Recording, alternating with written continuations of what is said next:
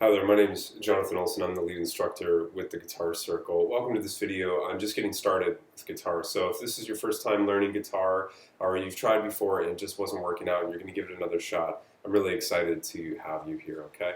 So what this video is going to cover today is just the basic gear that you need to get started. We're also going to talk about posture and positioning of the guitar in your body, and we're also going to go over how to hold the guitar so you can get used to this position and how you're holding the guitar so it's the maximum comfort, and it's going to allow you to be able to play chords much more easily than a variety of other options for you, okay? Now, let's just cover, to start, what gear you need. Basic things you're going to need, and you probably already have most of these. You need a guitar pick, tuner, and a footstool. Okay. So here's an example of I've got a guitar pick here. This is just we call this a teardrop pick, a Fender brand, and it's a medium gauge thickness. I get this question all the time. What's a good thickness for a pick? Because there's a variety of thicknesses. Medium will take care of most things for right now. So just go get one of those, or if you already have them, fantastic. A tuner. So one that's commonly used here at the studio is what we call a snark, S-N-A-R-K. You can look it up on Amazon or at your local music store. And snarks are really nice because they've got this clamping system. They just clamp onto the edge of your guitar to the location we call the headstock, and you can just tilt that screen right at you so you can read what the pitch of your strings are. If you don't have a tuner right now and you've got like even potentially broken strings, I just recommend you go straight to a music store. Google a local store near you, take the guitar and say, hey, I need some new strings and can you tune it for me, please? They'll be happy to take care of you. Another item you're going to need is a footstool. So this is what a footstool looks like, and what this is going to be used for is help elevate the leg that your guitar is sitting on. This is going to bring the guitar up a little bit higher and closer so you can see the frets a little bit better, and it's going to just make the overall playability of your guitar much easier. Even if you're short, you got small hands, it doesn't matter. This just moving the guitar into a proper position is going to make it much easier to play.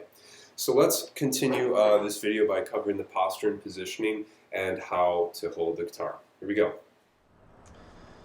Alright, so let's talk about the next step here. This is going to be position and posture. So if you think of any sports, if you've done sports before, martial arts, baseball, any type of sport like that, there's generally, for each person or member of the team, there's a posture, there's a position that they hold. I think of my brother was in Taekwondo, so they always have like the bow, and then they always had some type of ready position. With guitar, it's really no different because if we think about it, you're going to be engaging in this activity for quite a while. So you want to make sure it's comfortable. You want to make sure everything's supported properly, and it's easy to really get to the strings and to the frets once you start playing big chords. So this starts right from here and now. The main things I'm going to recommend is that you're always sitting on the edge of a chair. So I'm going to turn my chair here sideways for a second so you can see kind of what's going on. But also notice that this chair doesn't have arms. And so when you have a chair that doesn't have arms, that makes sure that your elbows are not knocking into anything or the guitars hit anything. So commonly I find that people have like in their kitchen or their dining room, they've got usually chairs without arms. So if you're able to grab one of those for our sessions, that's going to help out a lot. And then also sitting towards the edge of the chair. So when we're sitting back, that's why I've seen over the years people turn the guitar sideways and then they're kinking their wrist and they complain of pain, and all of that can be avoided just by sitting towards the edge of the chair. This is a more active, ready position, and it's comfortable too. I'm just sitting straight up and I feel great. Now, some of the other things that we're going to need is to, I'm going to show you here in just a second how to use the footstool, how to utilize that so the guitar is in the proper position to begin with. So let's do that now. If you've gone to a live event, a live concert, seen a guitarist play live, generally you're going to always see those guitarists with the guitars towards the core of their body. It's right down the middle. The headstock's usually coming up a little bit this way. And what I teach students is to try to mimic that. So a lot of people when they're first learning guitar, they're always sitting down. And I'm trying to mimic at least what would be happening if we were standing up. The guitar's in the core of the body and the headstock's kind of angled up. And how we reproduce that is with what we call the classical guitar position. Right-handed, footstool under left leg, guitar on left leg. If you're a left-handed guitarist, you're going to put your guitar on your right leg and have the footstool under your right leg as well, okay? So that's something to just start getting used to and just to try out so you get comfortable with that. Now as far as where the hands go, my left hand is going to be by the fretboard, and this is what we call our fretting hand. So your fretting hand is going to be having the thumb behind the fretboard. It's right back there, the flat part on the guitar. And then my picking or strumming hand is going to be coming right over this direct area of the sound hole. Or if you have electric guitar, I try to get it just around that middle pickup or in between two pickups if you've only got two pickups. So I'm trying to keep this kind of in a central location.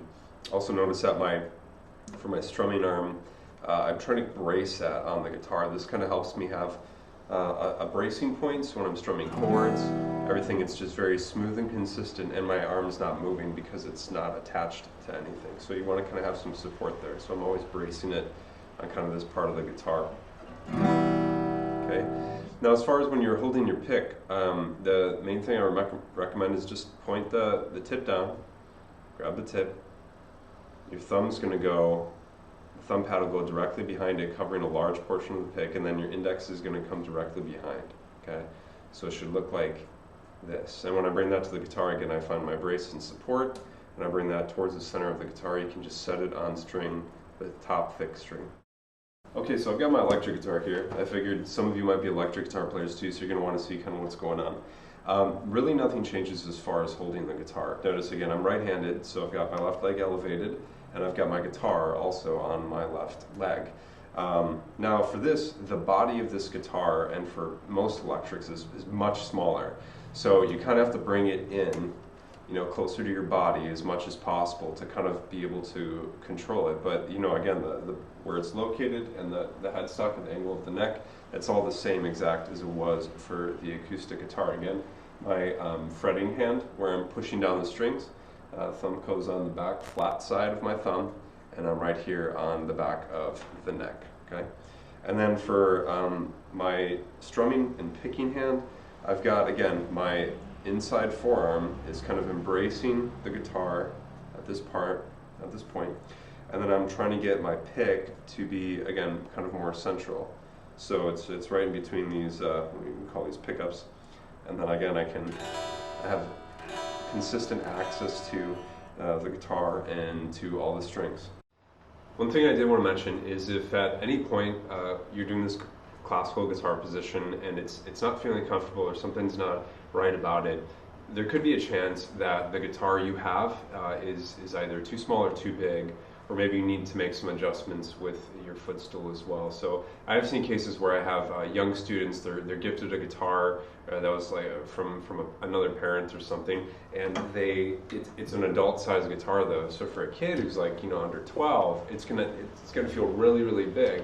So what I do to accommodate that, there are situations where I'll have a student put the guitar on the other leg, just so that they can, they can reach the guitar and not have to deal with kind of the larger body, especially for an acoustic or a classical guitar. So that is kind of one instance where I will have students put the guitar on the other leg. But generally speaking, for a pretty high track record, most students are playing in the classical position, and everything's been working just fine for them, regardless of age. So that's just one thing I wanted to mention on that. So that covers just our general getting started stuff. Beyond that, right now, what are some things you can be doing? Try to pick up your guitar each day. Try to just review these things. Learn how to tune your guitar. Just go over the little things I've taught you about, the positioning and posture and sitting towards the edge of the chair, and just becoming more acquainted with holding the guitar like this. It's going to pay off greatly for you once we start going through sessions. You'll already be ahead of the pack, and you'll already feel very comfortable holding your guitar. So this will take about 1 to 2 weeks to just feel comfortable in, and then you'll be good to go from there. So thanks for watching this video, and look forward to seeing you soon.